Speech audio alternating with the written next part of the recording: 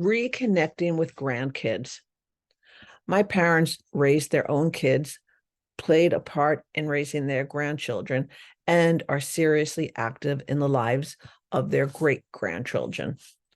Watching them makes me glad I didn't become a mom because it is never ending. But for my parents, it has been supremely rewarding. My own grandparents played almost no role in my growing up. I lived far away from them in the case of my dad's parents. They had innumerable other grandkids, and I was a military brat with virtually no knowledge of the world they were from. Grandkids often fall away from that relationship, usually around the age of 10 or so, just because they become seriously focused on their friends and own lives, but they can also lose that relationship through things like the pandemic, either party moving out of an area and new interest. That isn't to mean that the relationship shouldn't be jealously guarded. About the time I was old enough to seriously begin to be interested in my grandparents, they got dementia and died. I missed out on the knowledge my grandfather could have imparted on gardening, and both of my grandmothers were amazing craftswomen and bakers. There is an expression that when someone dies, a library burns. That's how I feel as an older adult. The library burned, and there's precious little to remind me of them. Obviously, I don't want that for my great nieces and nephews. So, how do those two vastly different parties stay connected? One is that we accept that relationships change, as so do the people in those relationships. My dad, who has two artificial knees, watches my great nephew throw baskets, and sometimes he throws a few himself. But pavement and metal knees don't make good friends. So a lot of that relationship is now focused on the computer and on history, both of which they enjoy. Thank goodness. But that change happened gradually because the preschooler did throw baskets with my dad, but the 9-year-old has to be happy with the grandfather who cannot. My dad, who never enjoyed games of any sort, and definitely not the kind where people go out to shoot each other, spends time with the great grandson who lives for those things. Sometimes they watch YouTube videos or they just talk about them. Both my dad and my grandfather were in the military, and so their lives are interesting right now to someone who is hoping to glean military tactics from the discussion. My dad started writing about his experiences during his military career.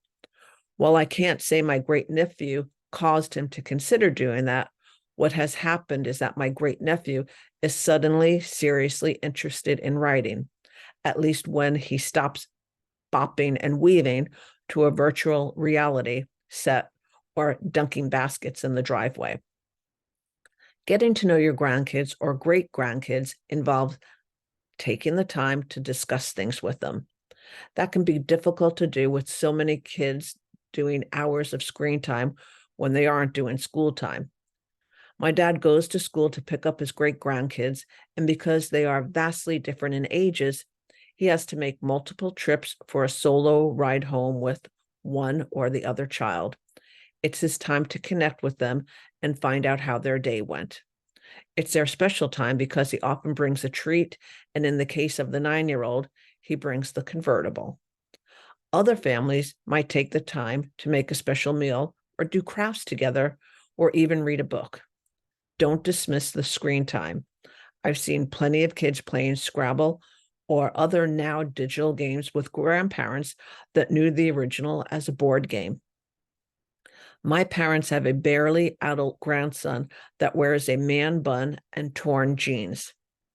They've never said boo to either of those things, although my dad religiously gets a military haircut every 4 weeks, and torn jeans were to both of them a sign that they were poor, and neither would consider wearing them again now that they are not. They might despair of the granddaughter with multiple piercings and facial tattoos, but they never say anything to her because they want to see her the next time she takes time out of her life for them. That gives them permission to laugh with the grandson when he explains that he keeps the man bun because people are rude to him because of it. It's his way of thumbing his nose at the elitists that think they should have something to say about his hair.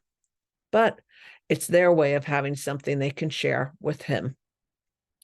Legos, puzzles, search and find games, and yes, even those silly miniatures that every little girl is collecting right now play a significant role in my parents' days. Yes, when the grandkids go home, they despair of all those little pieces, but they know this time is precious. When everybody's days are numbered and your number is higher than most, it can't go on forever. They fought their way into those kids' lives, and when their library has also burned, hopefully my great nieces and nephews won't also be saddened by the loss of a library because they still have the memories. By Bonnie Dickson.